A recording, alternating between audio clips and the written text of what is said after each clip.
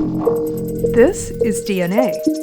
This is the molecule we use to store our genetic information. DNA contains the instructions needed for an organism to develop, survive, and reproduce. If you want to understand how DNA works, the first step is to learn about its structure. The structure of a molecule determines its function, so making sense of the structure is essential for you to understand how DNA can do its job.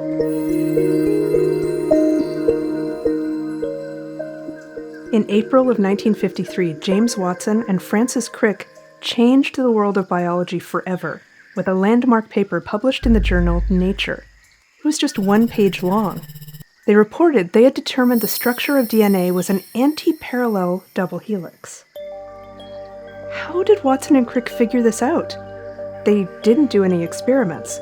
Instead, they built models out of tin and wire that matched measurements derived from other scientists, including biochemical data from Erwin Chargaff and X-ray diffraction data obtained by Maurice Wilkins, Rosalind Franklin, and Raymond Gosling under the direction of John Randall. You may have tried making your own DNA molecule using a chemistry molecular modeling kit. Today, we're building models of DNA using a 3D printing pen. MorphPen was kind enough to send a 3D printing pen to Socratica for us to test out. So of course, we're making DNA with it, obviously. You can make whatever you want with your 3D pen. Single-stranded DNA is a polymer of nucleotides, made up of repeating units of sugar, phosphate, and nitrogenous base. In double-stranded DNA, 2 polynucleotides are attached at their complementary bases, zipping the 2 strands together with hydrogen bonds. Keep in mind, most DNA molecules are very, very long, thousands or even millions of base pairs long. We're just going to make a very short stretch of double-stranded DNA as an illustration. DNA looks like a twisted ladder. The sides of the ladder are made of sugars and phosphate groups. These repeat over and over: sugar, phosphate, sugar, phosphate. This is the backbone of DNA. Let's first make a backbone using our 3D pen.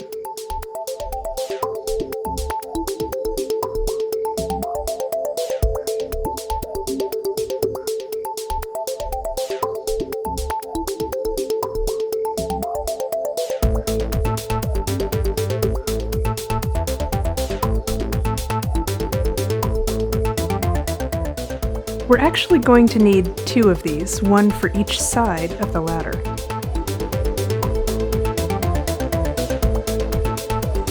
Now, let's look at the rungs of the ladder, which is really the business end of DNA.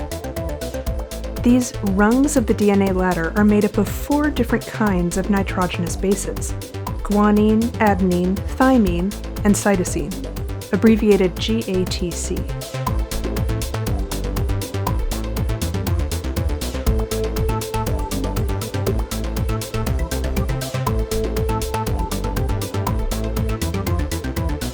The order of these bases is how information is stored in DNA. Think of it like the order of letters in a word, and the order of words in a sentence. Guanine always pairs with cytosine. Adenine always pairs with thymine. These are known as Chargaff's rules, in honor of Erwin Chargaff, who determined this biochemically. Notice that there are 3 hydrogen bonds holding G and C together, while there are 2 hydrogen bonds holding A and T together. Let's take a closer look at these components. The 5-carbon sugar in DNA is deoxyribose. Deoxy meaning it's missing an oxygen compared to regular ribose.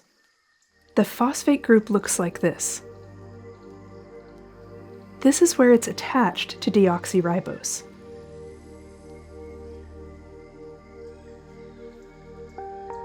The phosphate groups are acidic. Think of them like little acidic flags hanging off the structure. This is what gives DNA its acidic nature when in solution in water. Now how about those nitrogenous bases?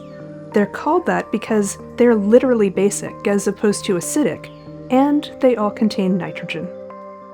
Two of them, adenine and guanine, look like this, with two fused rings. These bases are called purines. The other two, cytosine and thymine, look like this, with only one ring. These bases are called pyrimidines. Since adenine always pairs with thymine, and guanine always pairs with cytosine, you can also say that a purine always pairs with a pyrimidine. One unit, or monomer, of the DNA polymer is called a nucleotide. This is one sugar, one phosphate, and one nitrogenous base. In the case of DNA, they're also called deoxyribonucleotides, as opposed to in RNA where they're called ribonucleotides because they contain ribose instead of deoxyribose. Nucleotides are joined together by covalent bonds. The phosphate group of one nucleotide is linked to the hydroxyl group on the sugar of the next nucleotide. These are known as phosphodiester linkages. Here's a technical note. Biochemists have a particular way of labeling the atoms in DNA so they know what part of the structure they're referring to. This is an important shorthand. So you can just say something's happening at C5, for example, rather than having to point it out on a diagram. They start with labeling the skeleton, the atoms in the ring area, of the nitrogenous base. You can see here these atoms labeled 1 through 6, or over here labeled 1 through 9. Then, to label the skeleton of the sugar, they don't want to use the same numbers that they used for the base because that would be confusing, so they label them 1', 2', 3', 4', and 5'. The 5' carbon is this one that sticks up from the ring. This is where the notation 5' to 3' comes from. You may have heard that phrase, DNA runs in the 5' to 3' direction. That's talking about one of the two strands.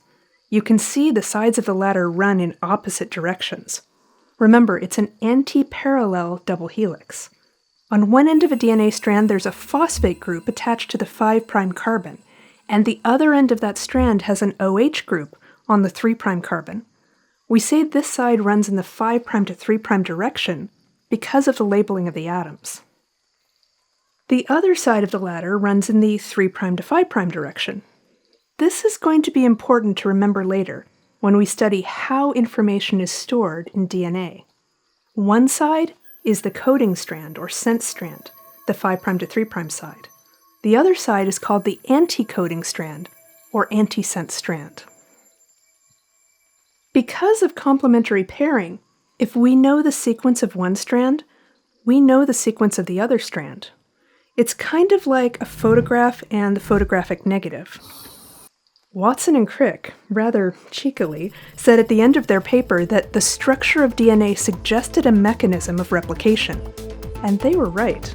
But we'll talk about DNA replication another day. That's a very long, complicated, and serious story.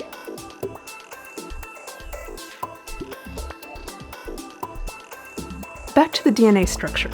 Remember we said Watson and Crick were guided by X-ray diffraction data. That's how they knew the spacing of the components of DNA. Their physical model had to match the values derived from the X-ray photographs from Gosling, Franklin, and Wilkins. This is what they determined. The radius of DNA is 1 nanometer. This is what you get if G pairs with C and A pairs with T. So this also satisfies Chargaff's rules. If you don't pair G with C and A with T, you get a strand that's either too fat or too skinny to match the X-ray diffraction data. The two polynucleotide strands wrap around a central axis to form a right-handed helix. The helix makes one full turn every 3.4 nanometers, and there's a 0.34 nanometer distance between nitrogenous bases. This means there are 10 layers of base pairs, or rungs, per turn of the helix. Notice there are two different kinds of grooves made as a result of the twisting of the helix. In one groove, the backbones are far apart, and that's known as the major groove. Then we see here where the backbones are close together, and that's called the minor groove. This plays a significant functional role because there are specific DNA binding proteins that will only bind at certain locations, and some of them bind at the minor groove and others bind only at the major groove. Now that you know all about the structure of DNA, you'll be prepared to learn about its function. I have to tell you, this is a huge subject. Really, there's an entire field of biology devoted to the function of DNA and other biological molecules, called molecular biology. I personally am a molecular biologist, so I plan on guiding you through that study.